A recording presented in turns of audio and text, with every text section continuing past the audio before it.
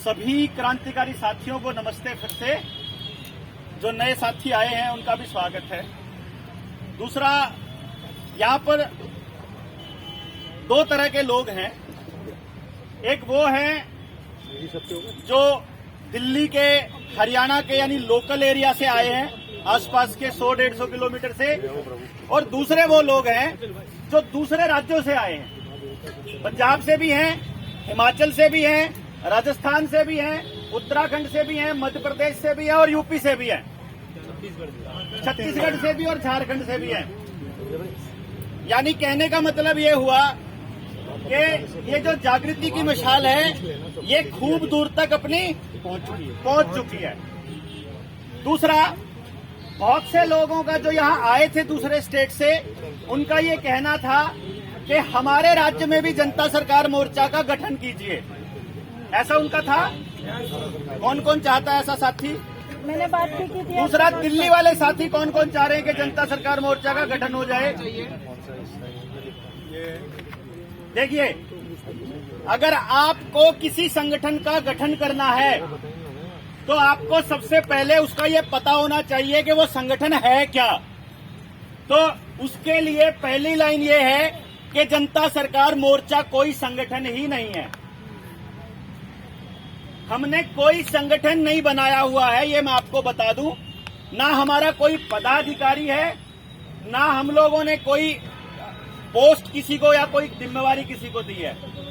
हर आदमी स्पेशलिस्ट हमने लिए कि भाई होता क्या है। यहां भी एक गड़बड़ हो गई कि लोगों ने ये मानना शुरू कर दिया कि जनता सरकार मोर्चा देवेंद्र बुलारा का संगठन है। ये तो गलतफहमी आप सब लोगों को दूर करनी पड़ेगी। सबसे पहले तो बात कि अपना कोई संगठन नहीं है। मेरे संगठन का नाम है नीडर, NIDER, national integration for democratic education and research. मैंने उसका नाम कभी नहीं लिया। इसी तरह से राजीव दीक्षित मंच से सुशील और सुनील आते हैं। इसी तरह से खाप पंचायतों पे हमारे दूसरे साथी आते हैं। पतंजलि वाले से नरेंद्र भाई आते हैं, उससे रवि कोहाड़ भाई है हमारे भारतीय परिवार से आते हैं।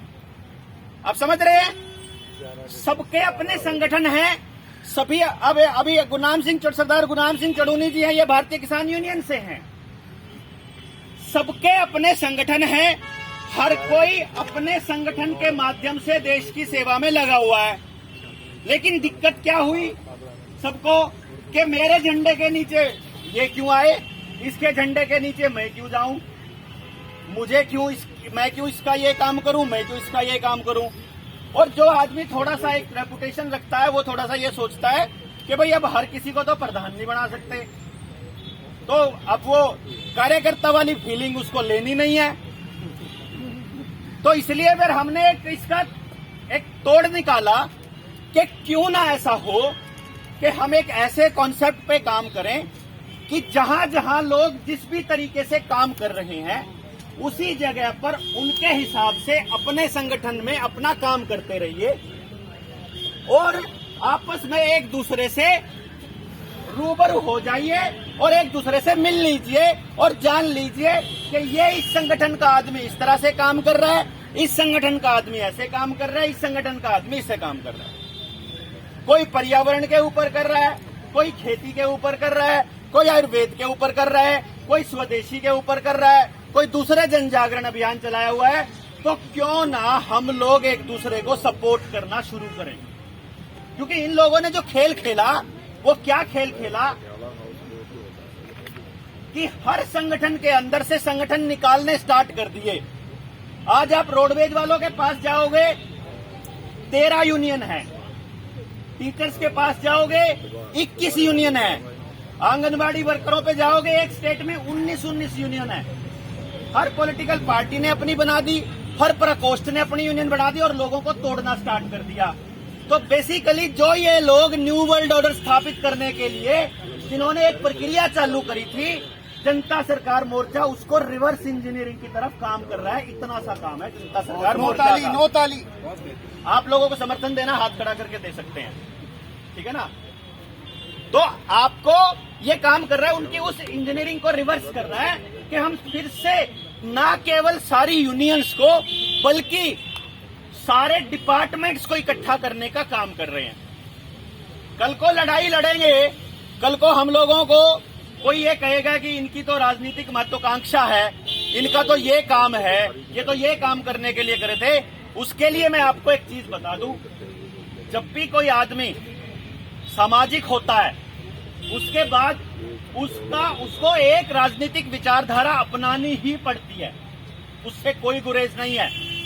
तो कल को जब लोग साथ आ जाएंगे, आगे सामने मान लो 1 लाख लोग खड़े हों और वो इशारा करके कह दें कि भाई आप आगे बढ़ो, हम तुम्हारे साथ हैं, और इस तरह से फिर मेरे अंदर का विधायक और सांसद जाग जाए, तो फिर क्या करोगे? क्योंकि मैं वहां जाके मैं भी वही काम करने लग गया, तो अगर कॉर्पोरेट से पैसा मुझे भी मिलने लग गया, तो अगर कोई भी आपका नेता बनता है अगर वो करने लग गया, तो कहां जाओगे भाई? और अभी तक यही तो होता आया है। रामदेव के आंदोलन में सबने सोचा कि कांग्रेस को भगा लेते हैं, देश बच जाएगा। अन्ना के आंदोलन में हमने भी सोचा कि इसको भगा लेते हैं, कांग्रेस को बच जाएगा। आज सबको ये फीलिंग है कि भाजपा को भगा लेते हैं, बच जाएगा। लेकिन क्या बच जाएगा? ये चाहते हैं कि करिश्माई पॉलिटिक्स हो, ये चाहते हैं कि एक आदमी को हीरो बना दिया जाए और उसी आदमी के हिसाब से बाकी के लोगों को भेड़ों की तरह फिर पीछे चलने लग जाएं। इस कॉन्सेप्ट के खिलाफ है जनता सरकार मोर्चा। जहां पे लोग ये कहते हैं कि भाई कौन ऑप्शन है, तो जनता सरकार मोर्चा इस पक्ष में है कि एक गुरनाम सिंह चढ़ूनी बैठा है, एक सचिन बैठा है, एक तोरण कोठारी बैठा है, एक अंकित यादव बैठा है, उधर से राज बैठा है, उधर से अपने एडवोकेट मोहित बैठा, खटाना बैठा है। मतलब इतने बड़े बड़े योद्धा बैठे हैं और तुम लोग हमसे पूछते हो कि ऑप्शन क्या है? क्यों हम किसी एक आदमी के पीछे लगेंगे? हम लोग समाज में से क्यों नहीं तैयार करेंगे? इसीलिए जब जनता सरकार मोर्चा ने पहली मीटिंग करी थी तो हमने ये कहा था अपने साथियों से कि भाई दोस्तों ये बता दो किसी की कोई पॉलिटिकल इच्छा है क्या? भाई देखो, अगर आप लोगों को इसलिए जोड़ना चाहते हो कि कल को तुमने चुनाव लड़ना है, तो डेफिनेटली आपके अंदर चोर बैठा हुआ है। अदरवाइज जब आप लोग इकट्ठे हो जाएंगे, पॉलिटिकल तो होना मजबूरी है ही ना। लेकिन आप पहले से ही सोच के बैठे हो कि तुमको गद्दी चाहिए, तो गड़बड़ है। हम क्या करते हैं, हम अपने बीच से नेता तैयार करते हैं ना, हम उनको ज्ञान देते हैं, हम उनको समझ देते हैं, जितना पॉलिटिकल लोगों की घाघ सोच है उसको समझाते हैं, जो कॉर्पोरेट नेताओं को पकड़ते हैं कैसे पकड़ते हैं ये समझाते हैं, कैसे उन्होंने